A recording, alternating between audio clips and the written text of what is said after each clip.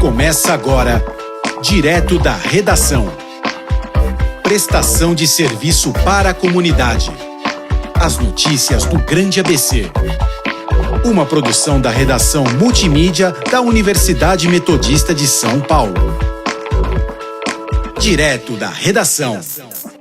A atualização da pandemia no ABC e esperança pelas vacinas. Tudo sobre a agenda dos eventos gamers em 2020. Além disso, novidades do PlayStation 5. Amor e dedicação. Descubra a importância do cão-guia para os deficientes visuais.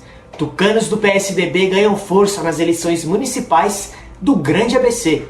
Tudo isso e muito mais, agora no DR.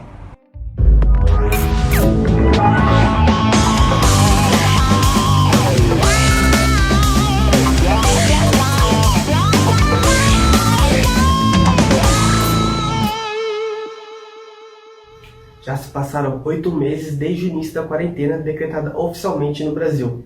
No entanto, diversos setores comerciais e de lazer já voltaram a funcionar, seguindo os protocolos de saúde. A mudança mais recente foi a abertura dos cinemas aqui no ABC. Essa pauta já vem sendo discutida há meses, levando em consideração que em outros países os cinemas já voltaram a funcionar. Porém, há restrições. Existe um número limite de pessoas que podem entrar em uma sessão e os lugares possuem distanciamento de 1,5 m. Uma das principais funcionalidades do cinema, a bomboniere, também está restrita. Não está autorizada a compra de pipoca, bebida ou qualquer tipo de alimento. Essa medida foi tomada com o intuito de minimizar o contato entre as pessoas e os alimentos. Grande ABC registra aproximadamente 77 mil casos confirmados de Covid-19 e 2.867 mortes, mas pelo menos 66 mil pessoas já se recuperaram. De acordo com os últimos boletins publicados pelas prefeituras, São Bernardo registra 32.050 casos confirmados e 989 mortes. Santo André tem 21.379 infectados e mortos chegam a 654. Diadema registra 9.928 casos confirmados e 487 mortes. São Caetano tem o menor número, com 4.561 infectados e mortos chegam a 248. Os números, infelizmente, crescem a cada dia, mas há esperança por alguma das vacinas também. No início da semana, a empresa norte-americana Moderna anunciou que a vacina mRNA 1273 da Pfizer, em parceria com a farmacêutica alemã BioNTech, é 94,5% eficaz na prevenção do vírus. Isso segundo os primeiros dados do estudo, que está na fase 3. O estudo nos Estados Unidos envolveu 30 mil pessoas nos testes, onde metade recebeu placebo e a outra metade a vacina. Nos meses seguintes, 90 voluntários do placebo desenvolveram formas graves da Covid-19. Contudo, daqueles que receberam a vacina, apenas 5 foram infectados, mas nenhum apresentou sintomas graves. Além disso, pesquisadores de todo o mundo têm buscado por uma candidata eficaz e segura para a vacina. No final de outubro, a Organização Mundial da Saúde registrou cerca de 179 pesquisas em desenvolvimento, com pelo menos 44 dessas já sendo testadas em humanos. Dessas 44, 10 já estão na terceira e última fase dos testes. O Brasil também tem sediado alguns desses testes, com milhares de participantes. Desde o outbreak da pandemia de Covid, muitos eventos no mundo dos games foram cancelados. Logo de cara, nós podemos citar a E3, a maior feira de games do mundo que acontece nos Estados Unidos. Foi escada da lista e até o momento só está prevista para acontecer no ano que vem. No Japão, aconteceria a Tokyo Game Show, a maior feira de games do Japão, que é famosa por anunciar games do estilo japonês. E aqui, abaixo da linha do Equador, teríamos a Brasil Game Show, a maior feira de games da América Latina, que assim como a E3, traz pessoas do mundo todo. Confira mais a seguir com Giovanni Rodrigues em sua matéria.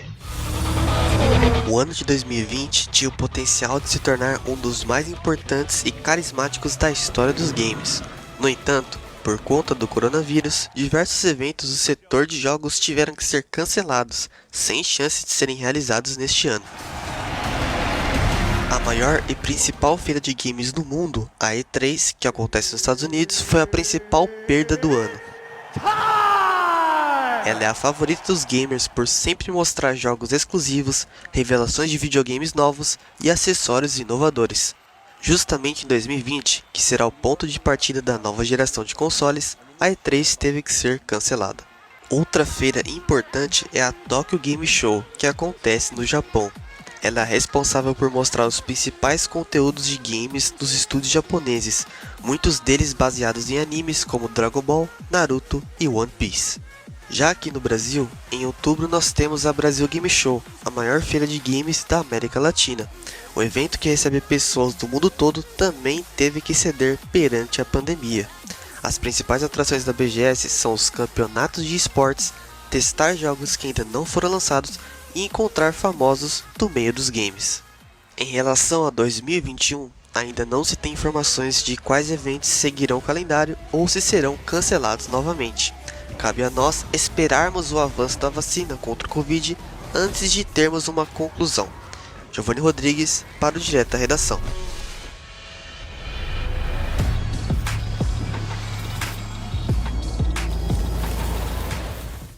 Novembro é o mês mais importante do ano quando se trata de games, pois é o lançamento do Xbox Series X e o S e do PlayStation 5. Aqui no Brasil, o novo Xbox foi lançado no dia 10, enquanto que o PlayStation 5 tem data marcada para o dia 19, mais de uma semana depois. Um problema que ambos estão sofrendo é a falta de unidades. A demanda está muito alta e tanto a Microsoft quanto a Sony não estão conseguindo produzir consoles o suficiente. Existe até um rumor aqui no Brasil de que quem não conseguiu fazer a pré-venda de um dos videogames só vai conseguir adquirir um depois de dezembro, ou seja, no ano que vem. Vale lembrar que a Sony decidiu não disponibilizar unidades em lojas físicas por conta do coronavírus. Inteligentes, adoráveis e super companheiros. A relação entre cães e seres humanos portadores de deficiência visual é muito bonita e indispensável. Mas você sabia que existem raças e treinamentos específicos para um cão se tornar guia? É isso que você confere na reportagem de Guilherme Caetano. O processo de treinamento para o cão guia dura de 1 ano e meio a 2 e consiste em 3 etapas. A socialização, quando o cão tem cerca de 2 meses de idade, o treinamento, que dura de 4 a 6 meses após o cão chegar a 1 ano, e a instrução, quando o cão se aproxima dos 2 anos. A advogada e fundadora do Instituto Iris, Thaís Martinez, explica quais raças de cachorros podem ser usadas como cães-guia. Mais de 30 raças são utilizadas no mundo para esse trabalho de cão-guia. Eles utilizam muito a mistura de 2 raças, né? Então, por exemplo, Golden com Labrador, Labrador com Poodle, né? Aí tem algumas questões de características da raça, inclusive não só, né, da inteligência e tal, mas assim, de temperamento, sabe? Então, por exemplo, o pastor alemão, ele era uma das raças mais utilizadas. E aí o labrador começou a ser mais, por quê? Porque o labrador tem essa coisa fofa de se adaptar muito rapidamente às mudanças, sabe? Então, para o labrador tá tudo bem, se ele tiver com a companhia de um ser humano, tá tudo ótimo. O pastor, ele sente mais as rupturas, né? Após as etapas de socialização, treinamento e instrução, o condutor aprende lições sobre o temperamento, os cuidados necessários com a saúde dos cães e a melhor forma de se comunicar com o animal. E a advogada Thaís Martinez conta sobre os avanços nos processos de treinamento para os cães-guia. Quando esse cão atinge uma maturidade, com 1 ano e pouquinho, mais ou menos, aí sim ele vai para a escola de treinamento de cães-guias, e aí ele vai passar de 4 a 5 meses, onde ele vai aprender a guiar uma pessoa. O que quer dizer? Ele vai aprender conceitos, o que é direita e esquerda, ele vai aprender a desviar. Gente, olha isso que incrível! Desviar de obstáculos aéreos, né? Para mim, esse foi um dos grandes benefícios. Eu, antes de ter meus cães-guias, era muito estressante para mim fazer uma caminhada, porque eu tinha muito medo de bater o rosto num galho de árvore, sabe? Que a bengala não detecta. E aí, olha que genial, eles olham um galho de árvore, obviamente para a altura deles eles passariam 3 vezes lá, mas eles conseguem calcular a minha altura e não me deixam esbarrar em nada. Nossa, que impressionante isso, hein? É incrível.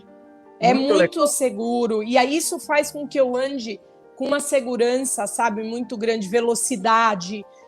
A caminhada passa a ser um passeio. Se você quiser saber mais sobre o assunto, acesse o site institutoiris.org.br e o Facebook e o YouTube da Agência de Jornalismo Envolverde. Toda quinta-feira às 11 horas da manhã, a agência promove o Diálogos Envolverde, trazendo especialistas para debater assuntos de sustentabilidade e sociedade.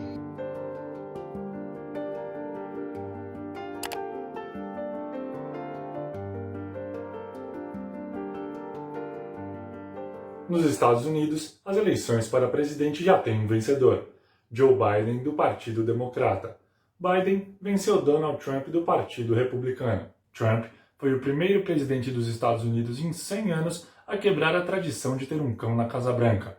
Tradição que será restaurada por Biden e sua primeira-dama Jill, que levarão seus 2 pastores alemães, Major e Champ, para a casa. Biden venceu Trump nas eleições com uma diferença de 58 delegados. Orlando Morando, do PSDB, é reeleito prefeito em São Bernardo do Campo em primeiro turno. Com 100% das urnas apuradas, Morando ganhou 67,28% dos votos contra 23,45% de Luiz Marinho, do PT. O tucano chega ao seu segundo mandato depois de ser vereador e deputado federal. Em São Caetano do Sul, a situação não é muito diferente. José Aurítio, do PSDB, também foi reeleito para continuar governando a cidade.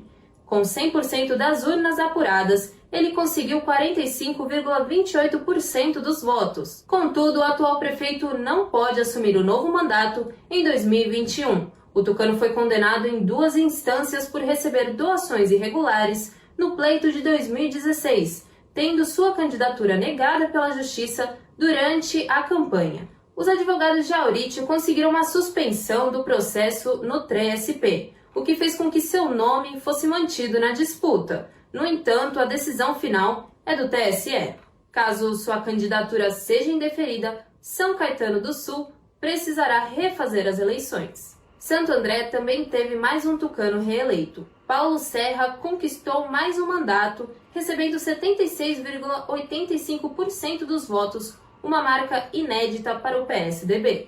Essa é a primeira vez que o nome do partido é reeleito para administrar a cidade, que por anos foi considerada parte do cinturão vermelho do ABC paulista, referência às antigas vitórias petistas. Já em Diadema, vai ter segundo turno. O ex-prefeito José Felipe Júnior, do PT, teve 45,65% dos votos e concorrerá contra Taka Yamauchi, do PSD, que obteve 15,42%. Felipe governou a cidade por 3 mandatos, entre 1993 e 1996, e por 2 mandatos seguidos, em 2001 e 2008. Ele também foi deputado estadual e federal, e de 2013 a 2015 se licenciou desse cargo para assumir a Secretaria da Saúde do município de São Paulo durante o governo de Fernando Haddad. Yamauchi foi secretário de obras do governo tucano em Ribeirão Preto, mas deixou o cargo para disputar a prefeitura de Diadema em 2016, ficando em 3º lugar. O Brasil sempre foi palco de grandes eventos, sejam eles quais forem. No entanto, atualmente, hoje existe uma grande incapacidade de nosso país de sediarmos grandes eventos de altas velocidades, por conta das infraestruturas que existem nas pistas e autódromos do nosso país. Mesmo com esse problema em vista, esses eventos acontecem e acabam por causar acidentes graves ou até mesmo mortes de pilotos. Entenda mais a seguir sobre isso na matéria de Arthur Ferrari. O Campeonato Brasileiro de Moto Velocidade, mais conhecido como Superbike Brasil, é famoso por trazer a emoção das motocicletas mais velozes do mundo para as pistas brasileiras. Porém, algo que vem preocupando pilotos, equipes e espectadores é a segurança que os autódromos brasileiros oferecem nos momentos de acidentes. No último domingo, o piloto de 23 anos Matheus Barbosa sofreu um acidente fatal durante a 5ª etapa do campeonato em Interlagos. O piloto perdeu o controle de sua Kawasaki na saída da curva Junção e acabou indo para fora do trajeto. Como a área de escape desta curva é pequena e não possui caixa de brita, o piloto acabou batendo em uma estrutura de metal posicionada atrás das barreiras de proteção. Matheus foi rapidamente atendido pela equipe médica, mas não resistiu aos ferimentos. A morte foi confirmada pela CBM, Confederação Brasileira de Motociclismo, após a interrupção da prova, que estava a 10 voltas do fim. A cerimônia de pódio não foi realizada em sinal de luto. Em nota, o Superbike Brasil lamentou a morte do piloto e informou que a prova decorria dentro de todas as condições de segurança estabelecidas pelas autoridades competentes. A morte de Matheus Barbosa traz novamente à tona a discussão sobre a segurança da categoria. Nos últimos anos, as provas do Superbike também foram marcadas por acidentes fatais que tiraram a vida dos pilotos Sérgio dos Santos, Rogério Manuera, Danilo Berto e Maurício Paludetti. Está terminando aqui mais um DR. Obrigado a você que nos acompanhou até aqui nesse formato diferente e de casa. Nos acompanhe em nossas redes sociais. Estamos no Twitter e Instagram com o @portalrronline. Curta também nossa página no Facebook. Nos vemos semana que vem. Um bom final de semana.